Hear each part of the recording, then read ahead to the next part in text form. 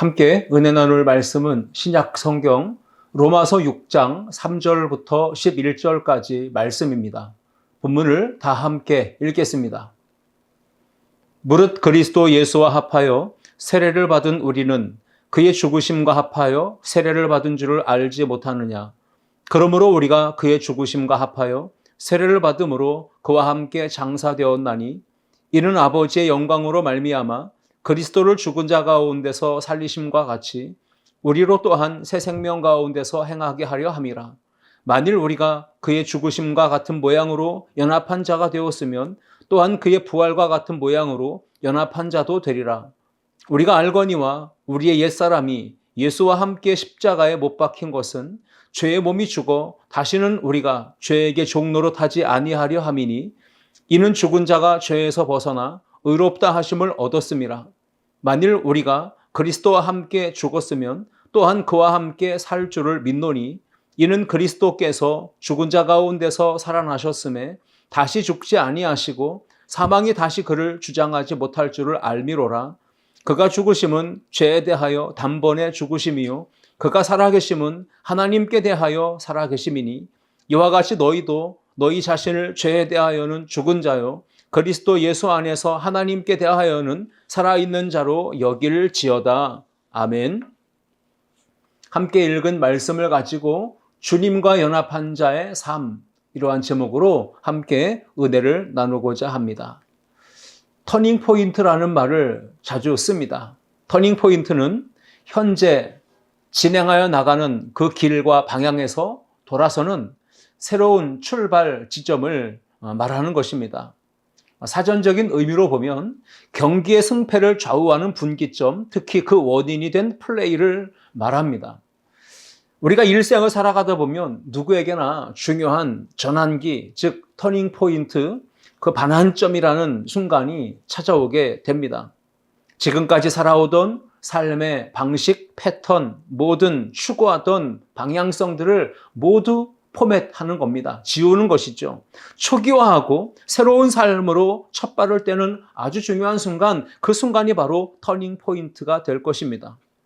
인생에 예고 없이 찾아오는 몸의 질병 또는 좌절과 실패의 경험 또는 상처와 아픔 등 이러한 인생의 위기의 순간들은 우리의 인생과 신앙의 영적인 성장과 성숙을 위한 전환점이 되어주기도 합니다. 바로 그러한 순간에 복음의 진정한 능력을 체험하는 그러한 전환점이 되어지는 것입니다. 우리가 지난 어른이 여름 성경학교를 통하여서 신앙의 도약의 발판을 우리가 경험했습니다. 신앙생활에 새로운 도전이 일어나는 그런 성장과 성숙의 변화를 위한 전환점이 되는 바로 터닝 포인트가 되는 성경학교였다라고 말할 수가 있습니다.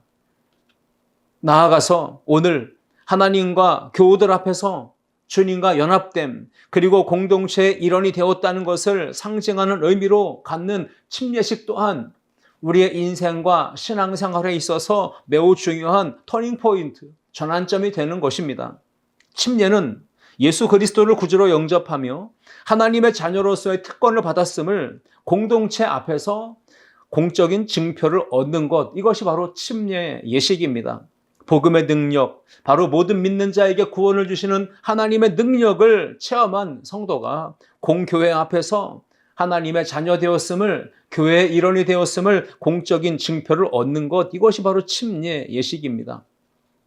침례를 가리켜 어떤 분들은 예수님과 함께 십자가에 못 박혀 죽고 장사되는 것을 뜻하는 장례식으로 말하기도 합니다.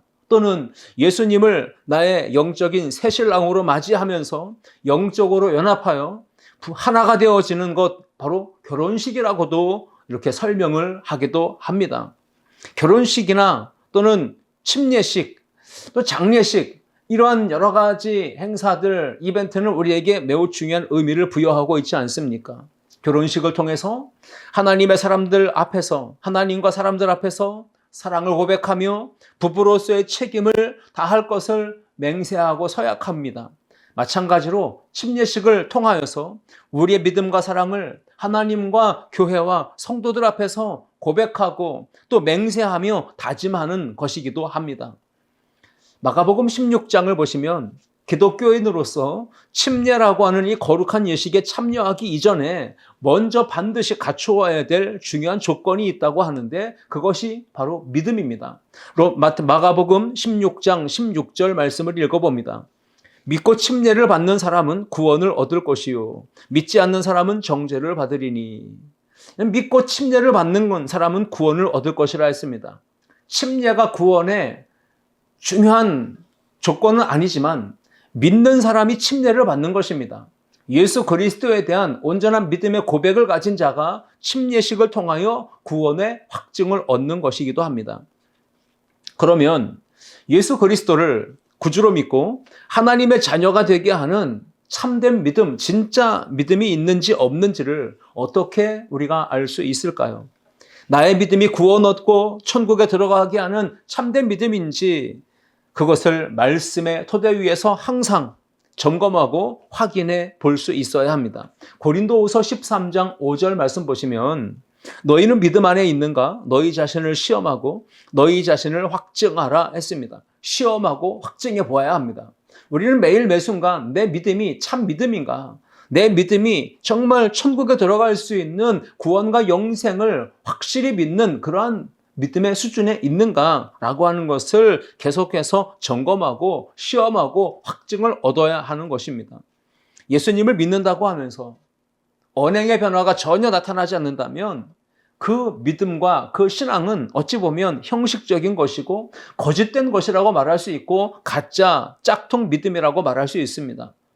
야고보 사도는 이렇게 이야기합니다. 야고보서 2장 14절 말씀에 내 형제들아 만일 사람이 믿음이 있노라 하고 행함이 없으면 무슨 유익이 있으리요? 그 믿음이 능히 자기를 구원하겠느냐? 무슨 말씀입니까? 행함이 없는 믿음은 죽은 믿음입니다. 그 믿음으로는 자기를 죄와 사망과 어둠의 권세 아래서 절대로 구원해낼 수 없다라는 뜻이기도 합니다. 그래서 예수님은 입술의 말보다는 하나님의 뜻대로 행하는 것이 매우 중요하다고 말씀하셨습니다. 행함의 열매를 통하여서 믿음을 알 수 있다는 것입니다. 삶으로 믿음을 증명해내는 우리 아름다운 성도들 모두가 될 수 있기를 주님의 이름으로 축원합니다. 마태복음 7장 21절에 나더러 주여 주여 하는 자마다 다 천국에 들어갈 것이 아니요 다만 하늘에 계신 내 아버지의 뜻대로 행하는 자라야 들어가리라. 예수님이 분명히 말씀하셨습니다. 입술로 말만 하는 신앙 가지고는 절대로 천국에 들어갈 수 없다. 내 아버지의 뜻대로 말씀대로 순종하며 행하는 자가 천국에 들어갈 수 있다라고 말씀하셨던 것입니다. 오늘 예배를 드리며 주의를 지키며 하나님 앞에 온 마음과 정성을 다해 예배하는 성도들 중에는 여러분들 중에는 이미 침례라고 하는 예식을 다 경험한 분들이 많이 있으실 것입니다. 그런데 이미 침례를 오래전에 받았을지라도 그 과거에 받았던 침례가 영적으로 어떠한 의미를 가지고 있는지 모르거나 또는 잊은 채 신앙생활을 하는 분들이 의외로 많다고 봅니다. 나아가서 침례를 받고 아름다운 교회에 침례 교인이 되었어도 어떻게 침례 받은 자로서의 삶을 살아가야 되는지 그것을 잘 모르는 분들도 많이 있는 것 같습니다. 오늘은 침례의 영적인 의미가 무엇인지를 우리가 함께 생각해 보면서 은혜를 나누고자 합니다. 첫 번째 함께 읽겠습니다. 주님의 보혈로 죄 용서 받았음을 의미합니다. 침례는 분명히 예수님께서 십자가에서 흘리신 보혈의 능력으로 나의 모든 더러운 죄가 깨끗하게 씻겨지고 용서받았음을 상징하는 의식, 그것이 바로 침례입니다. 하나님 아버지의 사랑과 예수 그리스도의 대속의 은혜로 우리가 구원받았습니다. 그 하나님의 사랑과 긍휼과 자비, 그것으로 인하여 우리가 용서받았기 때문에 그 모든 죄가 주님의 보혈로 씻음 받았음을 상징하는 이 침례식을 우리는 매우 중요하게 여기며 매일매일 주님 앞에 나아가 죄 용서함을 받는 회개와 또 하나님의 은혜를 덧입어 온전하게 깨끗하게 되어지는 삶을 사는 성도가 되어야 할 것입니다.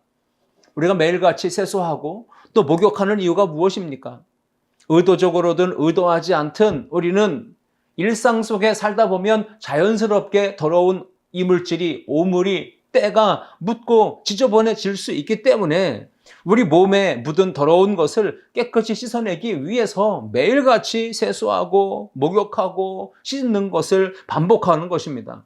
침례는 예수님께서 십자가에서 흘리신 그 대속의 보혈, 그것으로 인하여 우리의 모든 더러운 죄가 깨끗이 씻김받고 용서받았다고 하는 것을 의미하는 것이 바로 침례 예식입니다. 요한일서 1장 7절과 9절을 보시면 그가 빛 가운데 계신 것 같이 우리도 빛 가운데 행하면 우리가 서로 사귐이 있고 그 아들 예수의 피가 우리를 모든 죄에서 깨끗하게 하실 것이요. 예수 그리스도의 피, 하나님의 아들 그리스도의 피가 우리 모든 죄를 깨끗하게 하신다라고 선언하고 있습니다. 9절에서는 이렇게 이야기합니다. 만일 우리가 우리 죄를 자백하면 그는 미쁘시고 의로우사 우리 죄를 사하시며 우리를 모든 불의에서 깨끗하게 하실 것이요. 우리를 죄에서 건져내 주시고 용서하시며 모든 불의에서 깨끗하게 하실 수 있는 분은 바로 예수 그리스도 이름이며 그 보혈의 능력인 줄 믿습니다. 그것을 위하여 우리는 날마다 죄를 자백하고 회개하며 주님의 십자가 앞에 나아가서 용서를 받아야 되는 것입니다. 복음의 빛으로 깨달은 그 우리의 죄를 회개하고 자백하며 인정하고 시인할 때 예수 그리스도께서 흘리신 보혈의 능력이 우리에게 임함으로 모든 죄가 씻겨지고 용서받게 되는 줄 믿습니다. 하나님의 어린 양이신 예수 그리스도께서 십자가에서 흘려주신 보혈이 아니면 그 누구도 결단코 죄를 용서받을 수가 없습니다. 히브리서 9장 22절 말씀입니다. 율법을 따라 거의 모든 물건이 피로써 정결하게 되나니 피 흘림이 없은즉 죄사함이 없느니라 말씀했습니다. 피 흘림이 없다면 죄 용서하심이 없는 것입니다. 흠과 티가 없으신 예수 그리스도는 친히 하나님의 어린 양, 속죄양이 되셨습니다. 그리고 죄인을 구원하시려고 이 땅에 오셔서 십자가를 대신 지시고 피 흘려 죽어주셨습니다. 마태복음 1장 21절에 보시면 아들을 낳으리니 그 이름을 예수라 하라 했습니다. 그 예수, 그 이름의 뜻은 무엇입니까? 이는 그가 자기 백성을 그들의 죄에서 구원할 자이심이라 하니라 말씀하고 있습니다. 예수 그리스도, 그분의 이름은 구원자이십니다. 하나님의 속성인 공의, 그 공의의 하나님으로 인하여서 범죄한 인간은 반드시 죄로 인하여 심판을 받고 죽어야만 하는 존재였습니다. 그런데 하나님의 또 다른 속성이 있습니다. 사랑입니다. 그 사랑의 속성 때문에 하나님은 그 아들 독생자를 보내신 것입니다. 인류의 죄를 대신하여 십자가에 피 흘려 죽게 하심으로 우리 죄인의 모든 허물과 죄를 용서해 주신 줄 믿습니다. 침례는 예수님께서 십자가에서 흘리신 보혈로 나의 모든 더러운 죄가 깨끗하게 씻김받고 용서받았음을 믿음으로 고백하는 그러한 신앙 고백적 행위, 바로 그 침례식입니다. 그러므로 예수님의 십자가 보혈의 공로로 나의 죄는 모두 깨끗이 되고 나의 죄는 용서받았다라고 하는 신앙 고백을 당당하게 외치며 신앙생활 할 수 있는 우리 모두가 될 수 있기를 축복합니다. 로마서 5장 8절 보시면 우리가 아직 죄인 되었을 때에 그리스도께서 우리를 위하여 죽으심으로 하나님께서 우리에 대한 자기의 사랑을 확증하셨다라고 말씀하셨습니다. 우리의 모든 죄를 용서해 주심으로 나를 사랑하셨다고 하는 그 하나님의 사랑이 확증되어진 것입니다. 나를 사랑하셨다고 하는 그 말씀은 곧 어떤 약속을 우리 가운데 주고 있는 것입니까? 우리와 늘 함께 하시며 동행하시며 보호하시며 지켜주시며 복을 주시며 형통하게 하신다고 하는 약속을 함께 주신 것을 의미합니다. 이사야 43장 1절 이하 3절 말씀해 보시면 야곱아 너를 창조하신 여호와께서 지금 말씀하셨느니라. 이스라엘아 너를 지으신 이가 말씀하셨느니라. 너는 두려워하지 말라. 내가 너를 구속하였고 내가 너를 지명하여 불렀나니 너는 내 것이라. 내가 너를 구속하였다. 지명하여 불렀다. 너는 내 것이다.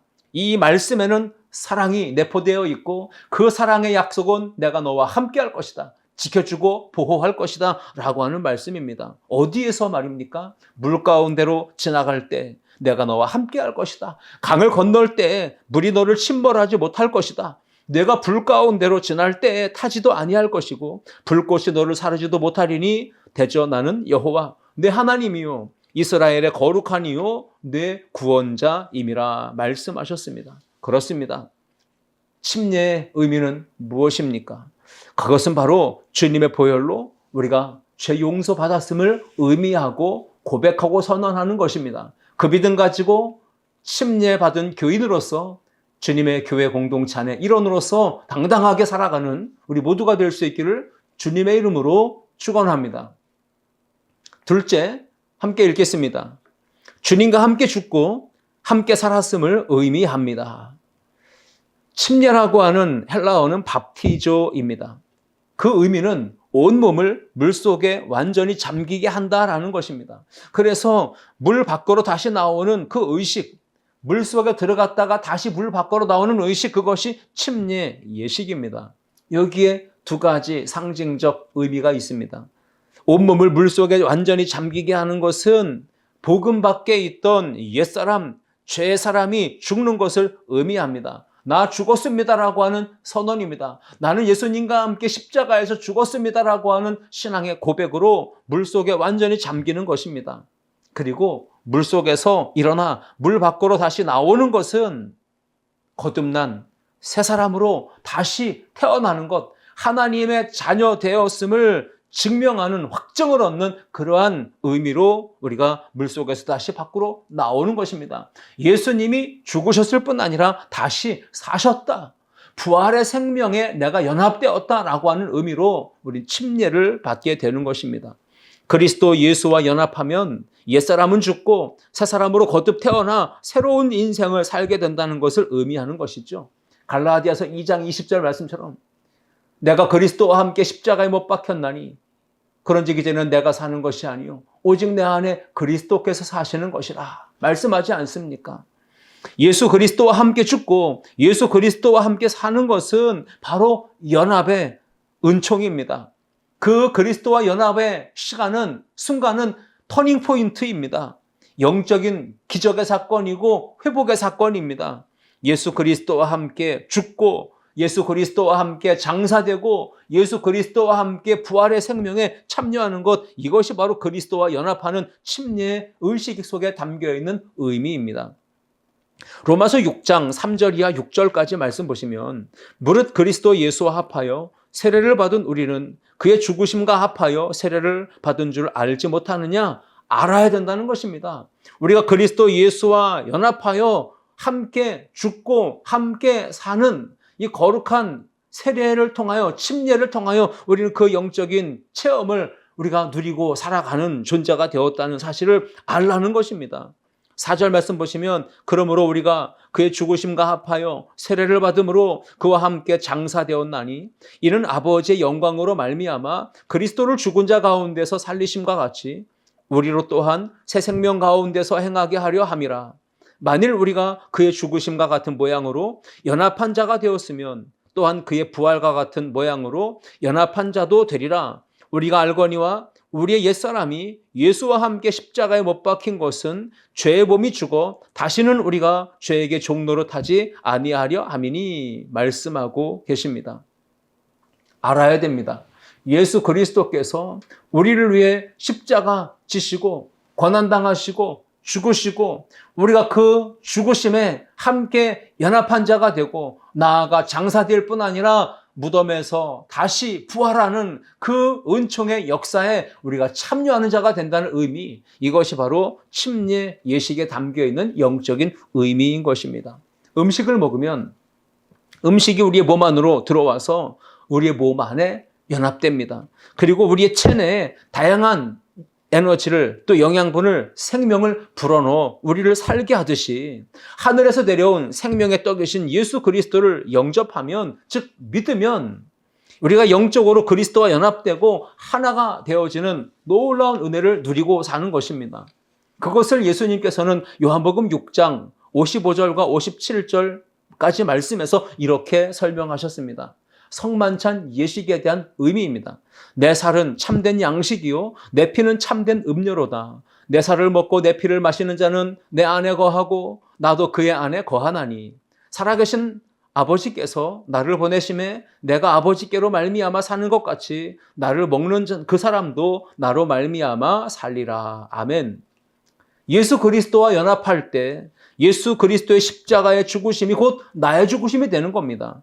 나아가서 예수님과 연합할 때 예수 그리스도의 부활하심이 곧 나의 부활의 능력으로 경험될 수 있는 사실입니다. 성령 세례가 바로 예수님과 연합하는 사건입니다. 주님 내 안에, 내가 주님 안에, 내가 주님 속으로 들어가는 것, 이것이 바로 주님과의 연합의 사건입니다. 바울은 이러한 신비로운 영적 연합의 사건을 영적으로 우리의 존재가 변화되고 새로운 신분이 얻어지는, 신분이 새롭게 바뀌는 것이라고 설명합니다. 로마서 6장 오늘 본문 11절 말씀에 이와 같이 너희도 너희 자신을 죄에 대하여는 죽은 자요 그리스도 예수 안에서 하나님께 대하여는 살아있는 자로 여길지어다 말씀하고 있습니다. 로마서 11장에서 영적인 연합을 강조하지 않습니까? 하나님의 능력으로 성령의 임재하심으로 예수님께 접붙임된 가지로 우리를 비유한 것입니다. 가지가 나무에 접붙임되면 한 몸이 되지 않습니까? 내가 예수님 안에 거할 때, 예수 그리스도를 나의 구주로 믿고 영접할 때 우리는 그리스도 예수와 영적으로 연합되고 하나가 되는 것입니다. 그래서 예수님께서 십자가에 죽으신 그 사건이 죄인된 나의 옛사람이 죽는 사건이 되는 것입니다. 나아가서 예수님께서 부활 승리하신 사건이 곧 나의 부활 사건으로 체험되어집니다. 그래서 그 이후의 삶은 세상 끝날까지 복음의 증인이 되어 당당하게 살아가는 우리 믿음의 백성들이 될 수 있다는 것입니다. 우리에게 필요한 것은 무엇입니까? 우리는 그리스도 예수 안에서 죽은 자요, 그리스도 예수 안에서 살아있다, 함께 죽고 함께 사는 영적 연합의 그 은총을 누리며 사는 존재가 됐다라고 하는 것을 당당하게 믿으며 살라고 하는 말씀입니다. 여기에 살아있는 자로 여길지어다라고 했는데 이 여길지어다의 원어를 보면 현재 진행형 명령형으로 기록되어져 있습니다. 즉 잊지 말고 매일매일 되새기며 기억하라는 뜻이죠. 주님과 연합하여 죄에 대하여 죽은 사람은 세상의 유혹, 죄의 유혹이 올 때마다 믿음으로 선포하며 승리를 할 수 있어야 된다는 것입니다. 나의 옛사람은 이미 예수님과 함께 십자가에 못 박혀 죽었다라고 선포해야 되는 것입니다. 나는 예수 그리스도의 생명에 접붙여진 나무요 가지다라고 선포하라는 것입니다. 나는 죽고 예수로 산다라고 선포하라는 것입니다. 여러분 그렇게 당당하게 예수님과 함께 연합되었다고 하는 것을 믿고 날마다 인식하고 그 믿음을 가지고 되새기며 기억하며 선포하며 살아가는 우리 아름다운 성도들 모두가 될 수 있기를 주님의 이름으로 축원합니다. 셋째, 함께 읽겠습니다. 주님과 연합한 자로 살아야 함을 의미합니다. 침례 의식을 진행할 때에 우리는 이미 물속에 들어가는 것과 물 밖으로 나오는 것을 어떤 의미를 가지고 있는지 생각해 보았습니다.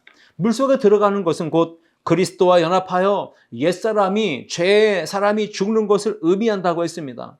나아가 물속에서 나오는 것은 그리스도와 연합한 사람이 예수님의 부활 생명에 참여하여 새로운 인생으로 거듭 태어나는 것을 의미한다고 말씀했습니다.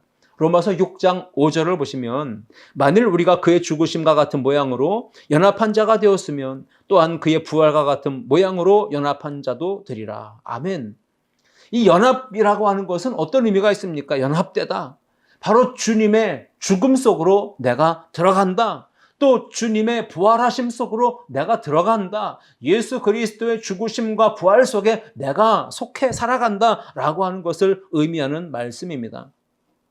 그리스도와 연합하여 죄에 대해서는 죽은 자로 옛사람이 십자가에 못 박혀 죽었다면 이제 우리는 어떤 삶을 살아가야 될까요? 예수 그리스도의 부활의 생명의 능력을 힘입은 존재로서 거듭난 새 생명을 얻은 사람으로서 예수님의 사람으로서 성령의 사람으로서 하나님의 영광과 주님의 복음을 위하여 당당하게 사명 감당하는 삶을 살아가야 될 줄 믿습니다.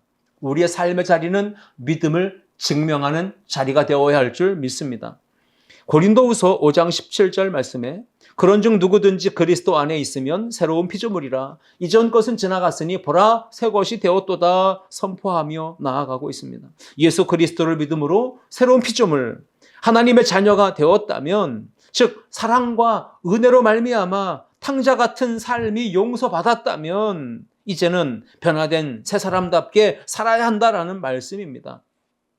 은혜를 더하게 하려고 또다시 옛날 죄의 그 습성으로 타락한 방탕한 삶의 자리로 돌아가는 것은 절대로 안 된다는 걸 사도 바울은 이야기합니다. 은혜를 더하게 하려고 또다시 탕자의 삶으로 돌아간다면 그것은 무지함이다 라고 이야기하는 것이죠.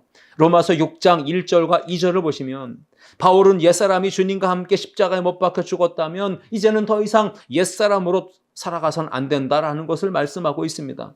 그런즉 우리가 무슨 말을 하리요? 은혜를 더하게 하려고 죄에 거하겠느냐? 그럴 수 없느니라. 죄에 대하여는 우리 죽은 우리가 어찌 그 가운데 더 살리요? 라고 말씀하지 않습니까? 그래서 은혜를 은혜되게 하기 위한 삶은 죄 가운데 들어가서 또 죄 용서받는 그러한 삶을 반복하는 것보다도 죄에 대하여 죽은 우리가 은혜를 더하게 하는 삶은 이제는 말씀과 기도와 성령 충만한 삶으로 깨어있는 하나님의 백성으로 거룩한 삶을 살아가는 것입니다. 그런데 오늘 우리의 모습은 어떠합니까? 우리 영적인 현주소는 어떠합니까? 기도하지 않고 말씀 충만, 성령 충만, 은혜 충만, 예수 충만하지 않기에 여전히 죄의 종노릇하며 세상에서 탕자 같은 인생으로 죄의 그 굴복 아래 살아가고 있지 않습니까?